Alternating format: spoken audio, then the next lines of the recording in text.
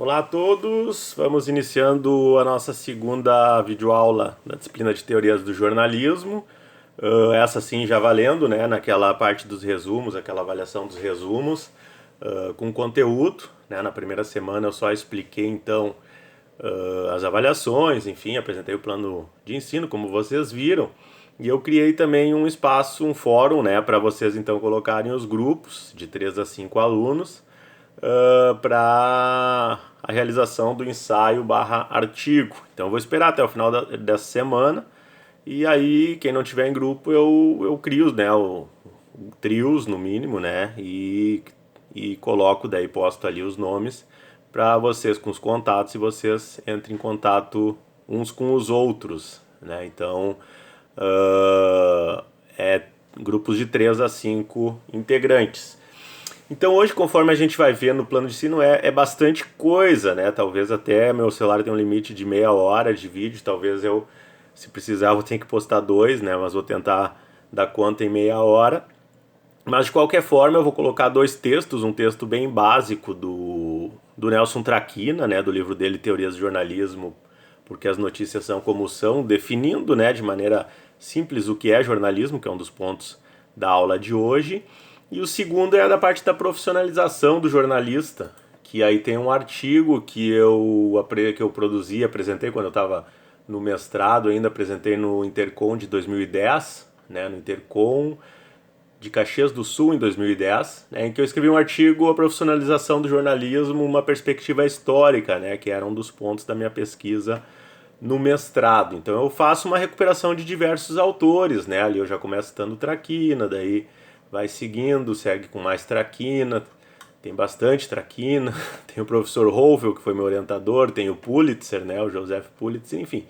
Eu recuperei vários autores que abordam, né, o processo de formação do jornalismo enquanto uma profissão, né, diferenciando, por exemplo, de uma atividade amadora.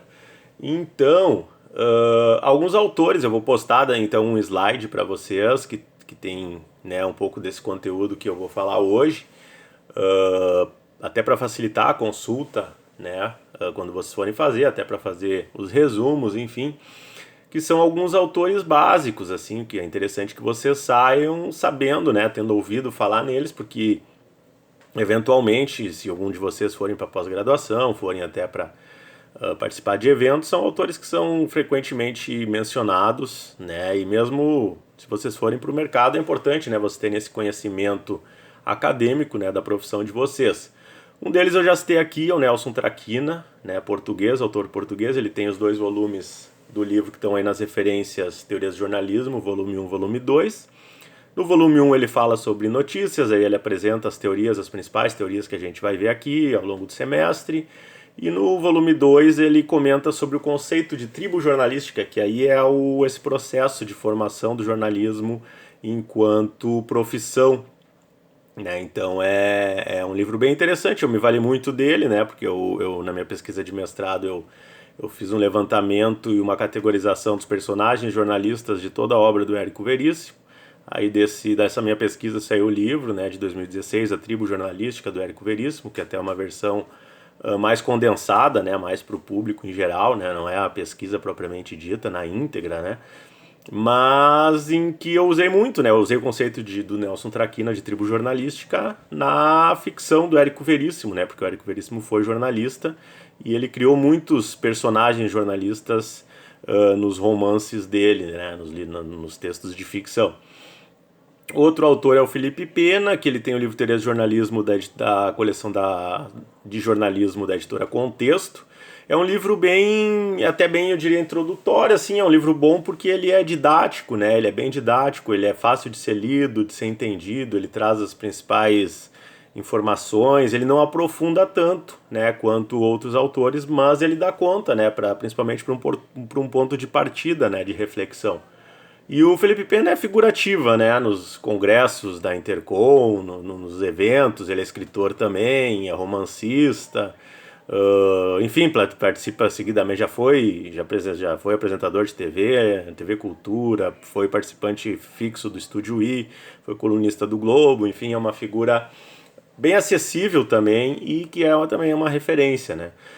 O Joseph Pulitzer, ele tem um livro dele que é o Jornalismo na Escola de Colômbia, em que ele faz uma defesa do curso de jornalismo lá no início do século XX, né? Ele foi o fundador, ele deixou como herança, ele era também um magnata, né, da mídia americana, e quando ele morre ele deixa o dinheiro, boa parte do dinheiro dele, para se criar o curso o curso de jornalismo em Colômbia, na Universidade de Colômbia, né, que fica lá no Harlem. Eu tive a felicidade de participar de um curso de jornalismo em zona de guerra, né, quando eu estive fazendo meu doutorado sanduíche na Universidade de Nova York, né? Fiz esse curso lá na Universidade de Colômbia, que é um santuário quase da academia das pesquisas em jornalismo, né? Porque o Pulitzer, ele nesse livro dele, ele faz uma defesa super atual, né? Principalmente nesse contexto que a gente tem de questionamento sobre a profissão, da necessidade de haver jornalistas, etc, etc. E ele bate ponto a ponto, ele vai rebatendo ponto a ponto nesse livro que foi lançado pela editora, agora não me recordo se foi a Insular ou Ediouro, agora não tenho certeza, né? Tá nas referências, se eu não me engano, também a obra dele. Pierre Bourdieu, francês, também tem o Sobre a Televisão, tem vários livros dele que abordam principalmente questão de formação de campo da comunicação, etc. E aqui no Brasil, no Rio Grande do Sul mais especificamente, a gente tem outros dois autores, que até são autores que aparecem naquele livro Teorias da Comunicação, aquele livro de capa preta, que é uma referência, né, com uma coletânea de autores brasileiros sobre teorias da comunicação, que é a professora Christa Berger, né, Unicinos Urques, até não sei, na verdade, ela tinha se aposentado, mas parece que continuava lecionando numa das duas universidades. Agora não posso falar com certeza, mas é uma das autoras assim de referência que a gente tem no país, né, que são referências fora do país também. E o professor Antônio Rolfel, né, da PUC do Rio Grande do Sul, tive a felicidade de ser orientando dele no mestrado. Ele foi uma espécie de co-orientador também no doutorado e orientador para a vida, assim, né? Ficou famoso na época em que também foi vice-governador, né, do Rio Grande do Sul, foi presidente da Intercom. É uma figura super ativa, né, e que pesquisa muito também teorias de jornalismo. Há vários outros, né, mas aí a gente ficaria o vídeo inteiro aqui só falando desses nomes, que é interessante que vocês saibam, né, saiam sabendo quem são esses autores, porque até eventualmente vocês vão ir num congresso, essas figuras vão estar lá falando, palestrando, enfim, fora tipo o Pierre Bourdieu, que já faleceu, né, mas não tem como voltar, mas os outros. Então, o que é jornalismo, né? Tem aquele texto que eu postei para vocês.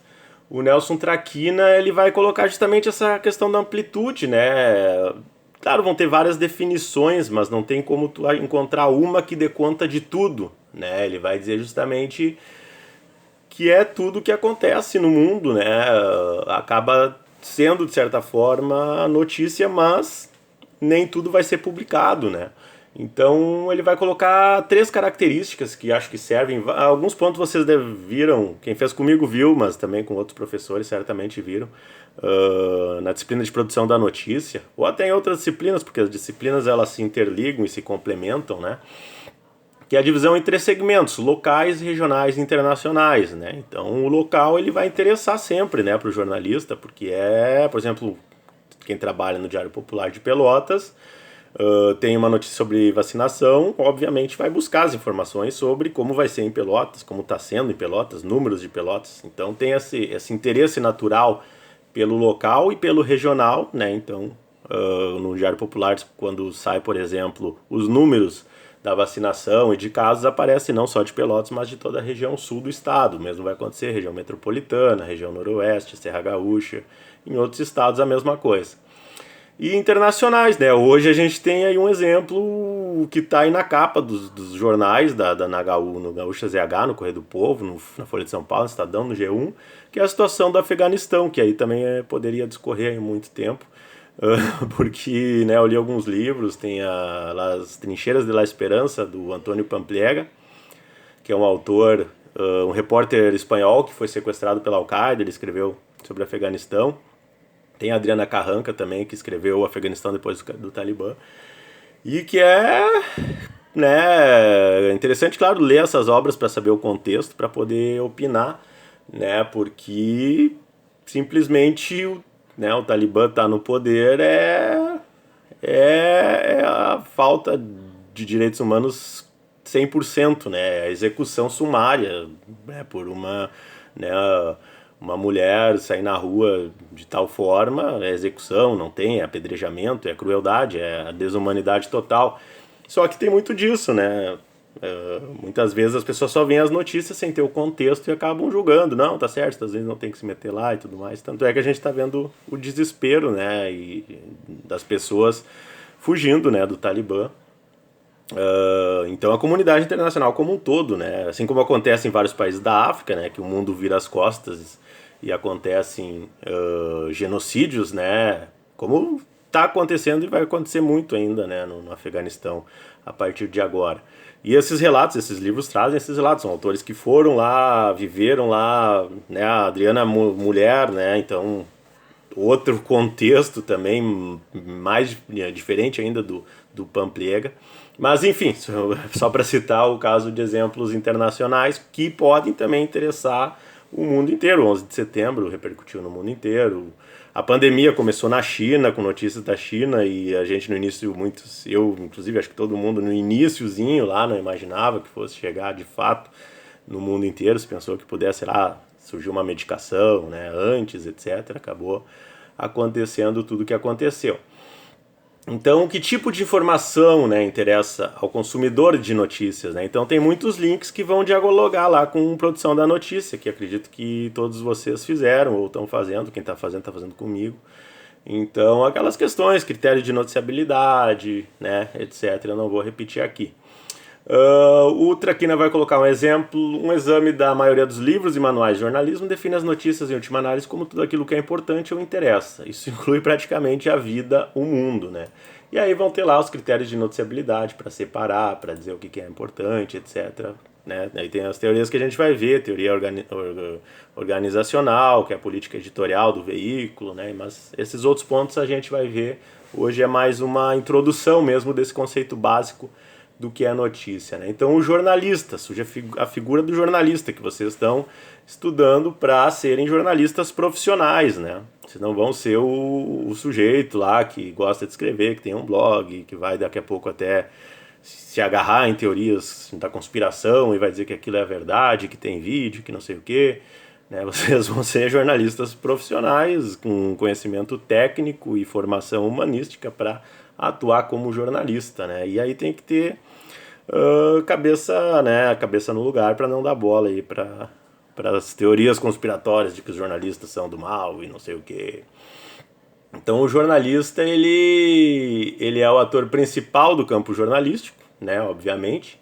Alguns reduzem a um empregado de uma fábrica de notícias, né? Então alguns teóricos no caso, não tô falando da população em geral, né? Mas como jornalista sendo uma engrenagem ali que mantém o negócio. Quem já trabalhou em jornal sabe, muitas vezes a gente se sente até assim, né? Ah, faz matéria lá do curso do Sebrae que vai abrir, daí, faz matéria lá da pavimentação da rua tal, aí tu realmente tu vai no automático, aplica ali, escreve o texto, o lead, etc. E quando vê tu, né? Eu lembro, eu chegava na sexta-feira no jornal que eu trabalhei, que a sexta-feira era o pior dia, era o dia que tinha mais páginas da edição do final de semana. Eu chegava às 8 da manhã, não parava, comia, né, em meia hora, meio-dia e até às 10 da noite, e chegava assim às vezes 6 da tarde, tinha 2 páginas em branco no InDesign, antes no PageMaker. Tu tinha ali todas as pautas, tu tinha ali todas as anotações, tu já tinha ligado para todo mundo, mas aí era a hora que tu sentava e escrevia. Então essa é a rotina, né, de produção, que algumas das teorias vão se preocupar com essa rotina de produção. Mas, então tem essa visão às vezes de que é uma fábrica de notícias e que o jornalista é uma peça dessa fábrica, né? Conforme Traquina, então há 3 polos, o polo no campo jornalístico, né, o econômico, o negócio, né, as empresas jornalísticas são empresas, então tem a questão do lucro, da manutenção. O ideológico, alguns veículos são abertamente, outros mais discretamente, outros tentam se manter mais neutros, né? Mas tem a questão da ideologia também. E aí o jornalista ele vai entrar nesse negócio, né? Que vai dentro de uma empresa que vai buscar lucro, que pode ser ideológica, pode ser um jornal da cidade que pertence ao prefeito, ou a oposição da prefeitura, que é ligado a algum partido político, etc. E o polo político, né, que também acontece. Então ele até se confunde às vezes com o polo ideológico. Mas é muito mais no sentido de usar o jornal politicamente. O poder condicionado, então, newsmaking vai ser uma das teorias que a gente vai ver, que se preocupa com o fazer, né? A newsmaking é fazendo notícias, né? O jornalista tem um poder para poder escolher as notícias que vão ser publicadas, mas é um poder que ele é condicionado aos outros campos, né? Então, vai trabalhar no jornal que é do prefeito, o sujeito vai ligar lá para denunciar algo, né, aconteceu comigo, um terreno baldio que tá cheio de cobra, não sei o que, papapá, né, eu falei pra editora, né, a editora foi lá checar se, né, não ia ter nenhum empecilho em relação a isso. Claro que com a internet muitos jornalistas acabam usando às vezes blogs para divulgar aquilo que não podem. O jornalismo literário surge muito também para alguns jornalistas publicarem nesses espaços aquilo que eles não podem publicar no jornal onde eles trabalham. E aí já faço até uma brecha com o Hunter Thompson, né, que é jornalismo gonzo, que foi minha pesquisa de doutorado, que se tornou famoso porque ele não tinha isso, né? Ele literalmente era demitido, ele publicava realmente tudo que, né, era meio que parrecia, né, que é o falar tudo assumindo riscos, que é raro, né, tanto é que ele fez e se tornou famosíssimo por fazer isso, porque realmente tem muito preço a pagar, né, dentre eles abrir mão de salário, de emprego, etc. Então não é tão simples, né, quanto às vezes parece quando a gente fala sobre o Hunter Thompson e o jornalismo gonzo, mas aí já é um outro assunto. Mas é um poder condicionado na empresa jornalística a outros profissionais, então aos diretores, os sócios, os gerentes de marketing, recursos humanos, as fontes, os técnicos, né? Então, por exemplo, que também lembro de que aconteceu, fazer uma matéria e tem que entrevistar um veterinário, né? Aí o editor fala, não, então liga lá pro setor comercial e vê um veterinário que anuncia com a gente, né? Daí, então acontecem, né, situações como essas. Recursos humanos, questão de horário, né? Após muitos e muitos anos e vários processos, vários jornais passaram a respeitar a questão da carga horária, mas não são todos, né? Então tem muitos e muitos processos por vir em relação à carga horária, sobrecarga, etc. Como essa situação que eu tinha comentado antes das sextas-feiras, às vezes alguns jornais compensavam no outro dia, no outros não, enfim. As fontes também, né? Os técnicos, então, trabalhar em rádio, tem a parceria com o técnico de rádio, a gente aqui tem aí os nossos técnicos também, vocês, quando sair da pandemia principalmente, são figuras vitais, né, no processo, principalmente tanto em relação à viabilidade quanto à qualidade, né? Então faz toda a diferença, você teria uma ideia, teria um texto, etc, mas chegar lá na hora de fazer o vídeo, não ter a qualidade, o vídeo ou o som, né? Então é fundamental, né? Pode alavancar como pode destruir um trabalho, né? A parte técnica. Fotógrafo, eu cheguei a pegar tempo que a maioria dos jornais tinha a figura do fotógrafo, né? Não era o jornalista que ia fazer a matéria e tirava fotos. Então uma parceria, né? Uma relação, e eram umas fontes de pautas inesgotáveis, né? Então era uma parceria muito importante, assim, muito positiva, né? Essa parceria do jornalista com o fotógrafo, com o técnico de rádio, né? Tem que ter um bom relacionamento, né? Senão o trabalho não acontece, né? Ou vai acontecer mal feito e todo mundo sai perdendo.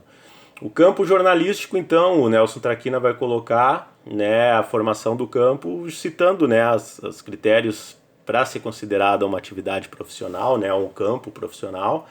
Ele vai colocar, então, que tem que ter os jogadores, né, os agentes sociais que mobilizam o jornalismo para estratégias de comunicação. Então, tem esses jogadores que são os jornalistas, né, são o profissional que é notadamente, publicamente, reconhecidamente uma figura que desenvolve aquela atividade, um prêmio aos jogadores, nesse caso, na prática, vai ser a busca da notícia, né? Então, né, vocês se estão fazendo estágio, estão trabalhando, ou vão trabalhar na área, tem sensações diferentes quando vocês fazem aquela matéria mais burocrática e quando tem matérias que vocês guardam, né? Porque realmente foi muito bom de fazer, rendeu, ou uma pauta super relevante, ou às vezes até uma denúncia, ou às vezes algo que os concorrentes não deram e que foi bom, foi reconhecido. né? Então tem aquelas matérias assim, ou às vezes sobre temas que vocês gostam ou têm um engajamento, enfim, então tem matérias de todos os vários os tipos, né? Então tem umas que realmente são prêmios, né? E tanto é que a gente tem aí N prêmios mesmo de verdade para se inscrever, né? Tanto para quem está na graduação, Expocom, etc., quanto depois de formado, várias entidades que promovem prêmios, às vezes nem imagina que existe. Eu uma vez fui convidado para ser júri de um prêmio da negócio lá do comércio de Criciúma, né?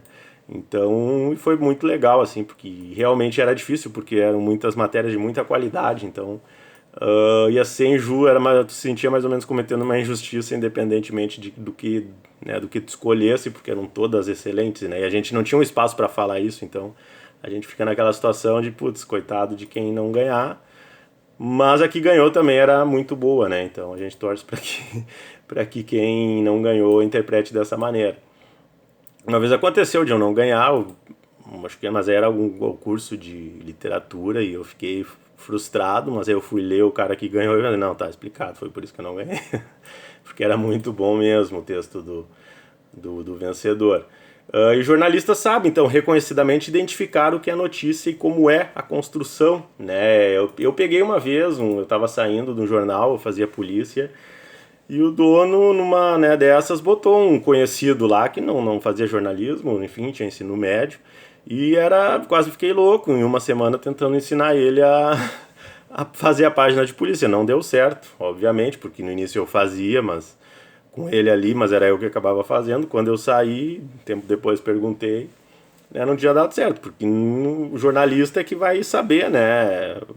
Pegar um relatório, por exemplo, que eu lembro que eu dei para ele, pedir para escrever um texto, um relatório da coordenadoria de trânsito cheio de números e transformar isso em texto, entrevistar o coordenador, pegar a fala dele, acrescentar e fazer uma notícia, né? A partir da fala do coordenador, dos números, dos dados, etc, né? Então, não é tão simples, né, como as pessoas pensam. Então, tem um conhecimento técnico e teórico que é fundamental.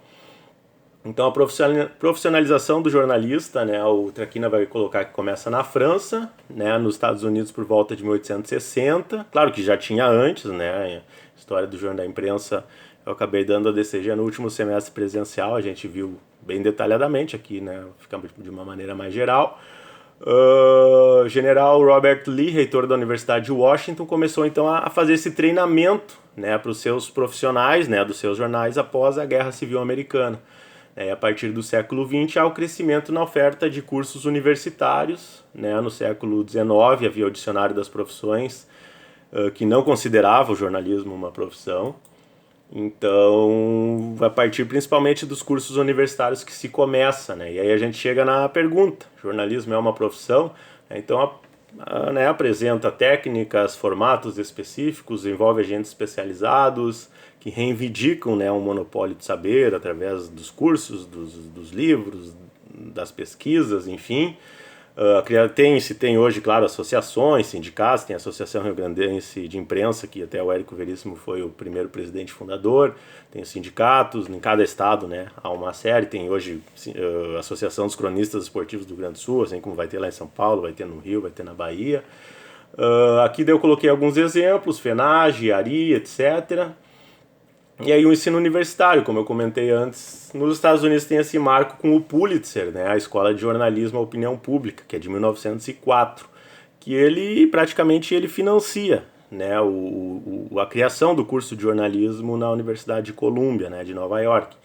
E todos os grandes pensadores da literatura universal estudaram muito, ele vai colocar isso, estudaram muito antes de criar a sua obra, né, então não é o acaso, né? Então ele vai colocar até um questionamento se é possível aprender na prática, só na prática. Ele coloca que sim, mas que vai demorar muito mais do que se o sujeito tivesse estudado. Ele falou: eu aprendi na prática, mas se eu tivesse, no meu tempo, tivesse um curso de jornalismo, eu tivesse estudado, eu teria sofrido muito menos, né?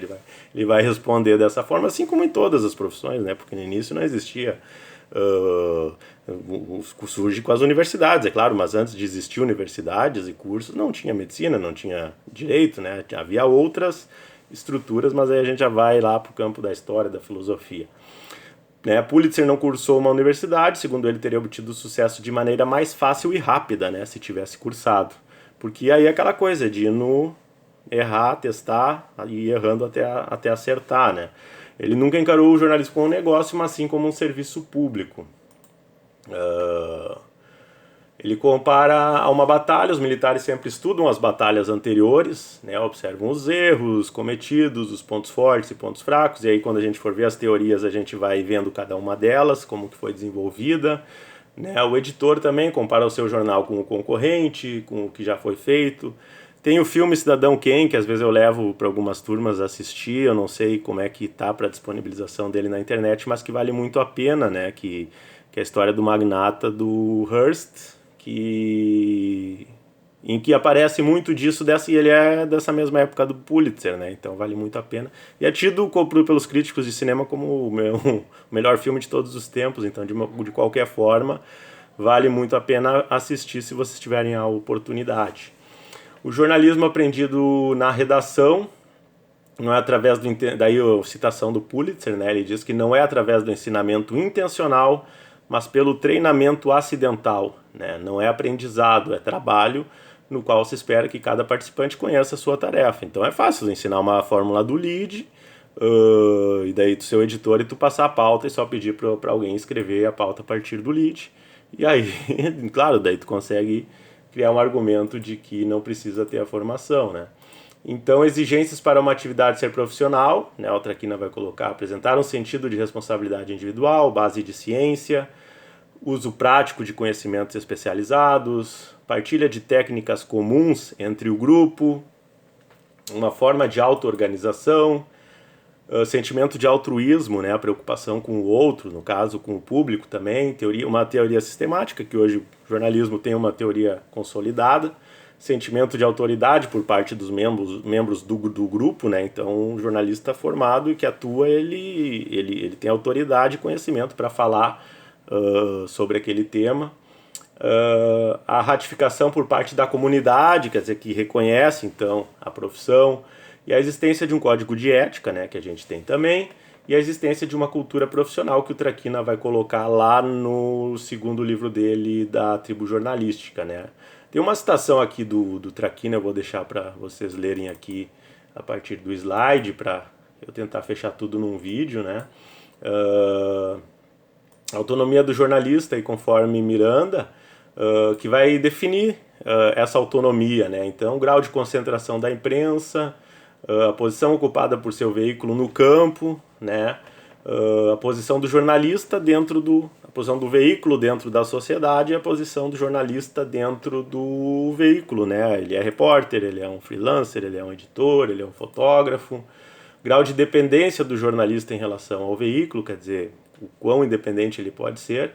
E o Hohenberg é outro autor americano, né, de 1981, né, o ano que eu nasci, faço 40 em outubro. Então ele vai colocar que muitos jovens, é aquela coisa do imaginário, que a gente vai falar também em outros momentos, né? Ele coloca aqui que muitos jovens se frustram ao perceber que não há autonomia total do campo jornalístico. Então muitas pessoas vão imaginando que vão escrever aquilo que elas quiserem, enfim, ou que vão ficar viajando, etc. E não é bem assim, ele vai colocar justamente isso. Infelizmente, os editores não costumam contratar rapazes ou moças para vadiar em volta do mundo como eles desejariam, e os poucos que o fizeram não conseguiram grandes audiências. A realidade é outra, o jornalismo é praticado por amor a si mesmo, e suas recompensas normais por milhares de homens e mulheres dedicados, treinados e altamente profissionalizados. E aí tem várias disciplinas aí que dá para linkar, que agregam e que acrescentam, né, como estudos literários, enfim, a gente vê algum desses autores que conseguem realmente fazer algo além, né, do jornalismo cotidiano. A recompensa geralmente é moral, não é financeira, né, novidade diária. A tribo jornalística do Traquina, né, ele vai dizer, não é possível compreender as notícias sem uma compreensão da cultura profissional dos profissionais que dedicam suas horas e às vezes suas vidas a essa atividade, né? Então tem uma cultura profissional, como a gente já falou, e a gente vai voltar a falar sobre isso, um pensamento em grupo. E aí tem a crítica de Bourdieu, né, que ele vai fazer uma crítica sobre a atividade jornalística. Não tem como, né, tem bastante coisa ainda, não vai ter como fechar nessa primeira meia hora, então eu vou dividir realmente em 2 vídeos, só que eu vou ter que postar esse para liberar a memória e depois eu finalizo, tá bom? Até mais.